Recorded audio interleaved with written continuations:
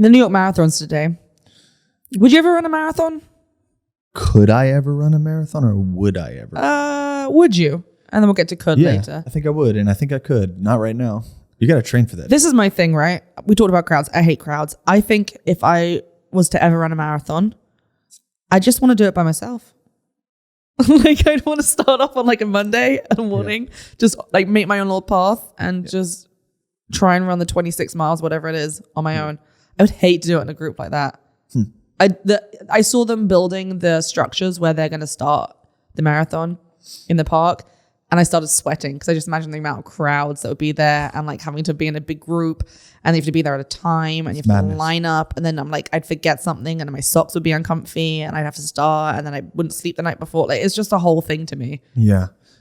You know what the reality is, though, is that the New York Marathon is like nothing. It's like nothing compared to what some people do. It's nothing. Yes, it's nothing. I could barely run on my street. I know that's our problem, but not humans' problem. You ever heard of an ultra marathon?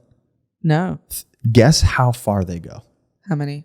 Just guess how many. Is it like twice the regular marathon? Yeah, no. 3 times the marathon? Yeah, no. 4 times the marathon? Guess how far they go. One man, nonstop. One man and woman. He doesn't stop? He doesn't stop. He doesn't rest? Does he sleep? I don't think so. No, I think they run through the whole thing. So it's like, what, 50 miles? 60 miles? Try 250. No, bullshit. How long would that take you? Oh, yeah? How long would that take you? Me?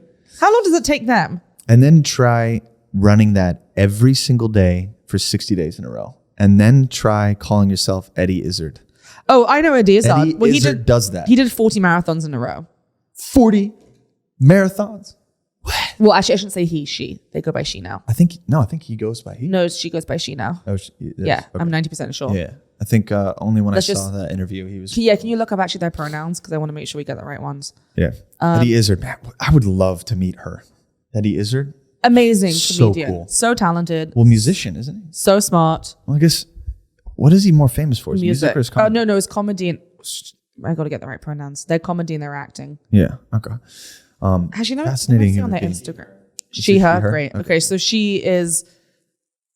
her acting is amazing. Her comedy is some of my favorite stand-up comedy. Mm-hmm. Dressed to Kill, just absolutely fantastic. Mm-hmm. And yeah, they ran an insane number of marathons, and they just kept going. Yeah. It was the wildest thing. Like 40 days in a row, and she just ran and ran and ran. Can you look up the longest ultra marathon? I think it's like 276 miles in the desert. But then you take breaks. You can't run that much without, you have to sleep. That's hours and hours. Yeah, I know. I don't know if they do. That's it? That's enough. Okay, I thought it was longer. Alexander goes, that's it. Like, it's just. Yeah, I thought it was way more. That's it. Over how many hours? Oh, wait, 3,100? Yeah. As in 3,100? I was like, that's it. What are you guys talking about? Yeah. Alexander thought you said 100. Yeah. No. 3,100? How? Oh, in kilometers. You'd have to get new shoes halfway through that. Okay, how many miles is that? That's 3,100.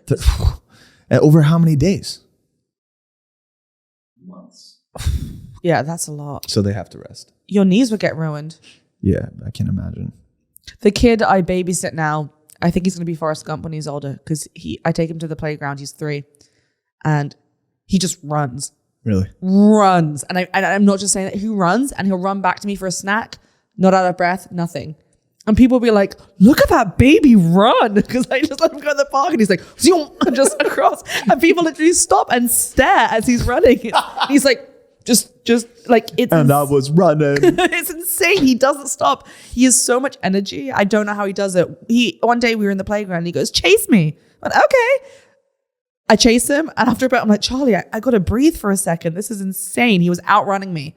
This kid is insane. You need to get him in sports. Oh yeah, but yeah. You need to. I think he might have what my grandpa has, extra long lungs. Wait, what? Hold on. Wait, sorry. Extra long. My grandpa lungs. has really long lungs, so he was an athlete when he was younger, and even now he's like 94 or something, and his lung capacity is incredible. Whoa! And the doctors are always amazed, and when they ever do the X-rays, they're like, "Yeah, he got real long lungs." So his lung capacity is insane. Wow. Yeah. But he's not my biological grandfather, so I didn't inherit any of that. You didn't get the long lung? I didn't get the long lung. What did you get? Probably the shitty lungs from my mum's side. Thanks, Mom. Thanks, Mom. I did get, sometimes I get bitter because I inherited a lot of bad traits. Yeah. But then I also remember there are good ones that I'm not thankful for because I don't deal with them. Does that make sense? Mm-hmm. Like the other day, I just really realized like, oh, I've got good eyesight. I've never needed glasses. And I've a lot of friends that really struggle with that eyesight. And I was never appreciative of it because I just never had to think about it. Right. You know? I have really bad eyesight.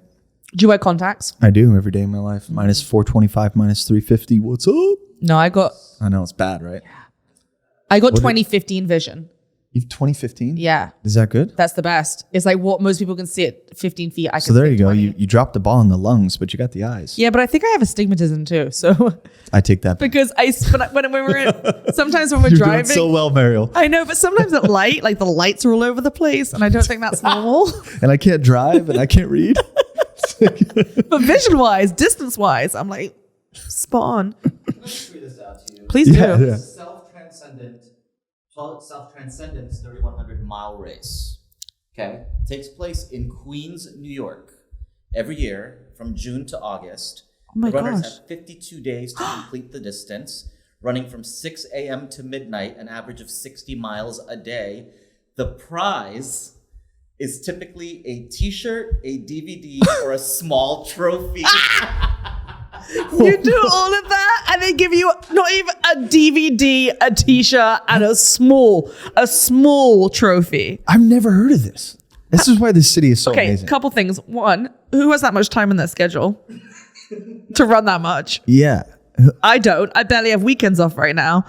Like, who is that? 50 days. That's insane. And secondly, why? Do a lot of people? Why? Yeah, why? Does it say that a lot of people do it? Like, does it say how many numbers, or is it just one person that's like, I'm getting my trophy, I'm getting my T-shirt? How many people? I don't know. I'll find out for you, but That's wild. That's insane. That's absolute insanity. Do you like running? I do. Yeah. Actually, my grandfather was a really good one. Yeah. Did he have long lungs? I don't know if he I had don't know long why I keep lungs. doing the gesture with it. Yeah, right. Does he have long He had the lungs? long lungs. Does he have the long lungs? No, he was like really famous in Roanoke College, like Roanoke University. Is it Was it? University College? I Wait, think. wasn't Roanoke the colony that disappeared? Yeah, yeah. You know how they have a college there? I didn't college know town? that. Well, he was part of the Big Five, I think it was called, where like him and his friends, they all took first because they were so dominant. They would all just decide to tie, Interesting. and they would just win every single race. And apparently, they have like their shoes goldened, and they're like an athletic legend. So I was actually, you just reminded me of that when you're talking about your friends running together, well, your grandfather's friends running together. I think the reason why I hate the idea of doing a marathon so much is when I was in school, and this is a very British thing. I don't know if they do this here in America. Once a year, we'd have to do cross country, where the whole school has to run a long race. Do you guys do that here? No, So they take the whole school out to, I don't want to say a field, but somewhere. we do like a mile run. It's more than a mile. Wow.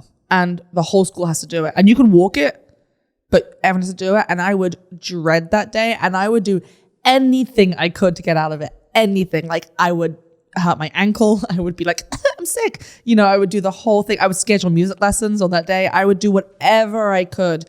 And then the times when I had to do it, I would just walk it. Because it long was did the it take you? principle. I actually don't know. I'm going to look up how long the average British school cross country is. Because I don't British. remember. It felt like forever. It can't have been that long. You know, we take all these things for granted. Like, you remember when I went to Kenya? Remember how I told you that? Mm-hmm. When I was in Kenya, it was incredible to see how far people would walk just for water. You know, just to get to a well to bring back to their village. They would walk like 10, 15 miles to get water and bring it back. Imagine carrying something for 15 miles. You ever like tried to carry your furniture to an apartment and you're like holding it for a long time? Or grocery bags from Trader Joe's, because that's an American problem, right? And you're like, my shoulders are sore. Imagine carrying water. No. Anyway, Sorry, I'm obviously sorry. passionate about water. No, I'm just trying to read this. Said, It said the average British person. let me see the cross country. I'm purely really going into details here. I think it can't have been that long. It must have been only like a couple of miles, but it felt a whole lot more. Yeah. And then there was always that pressure to like not to be by yourself. And then I think it was like 5K maybe, which isn't that long, but it felt long. And it was, I think it wasn't so much the distance. It was more the fact that I hated forced fun in school. Yeah. Like any group, and probably because I had no friends. So any of those things where you had to have a big like school involved activity, I dreaded. I hated like the forced school trips. I hated the forced school running. Oh, school trips. That's going to be a good topic on the next pod. Yeah, we can bring that up. I had some great ones. I had some really good ones, but the ones that you didn't want to do. Yeah. Because there was some you didn't want to do, you had to do. Yeah, totally. We had to do one when I was in elementary school called PGL, which stands for, it was the initials of the place where they sent us in Wales.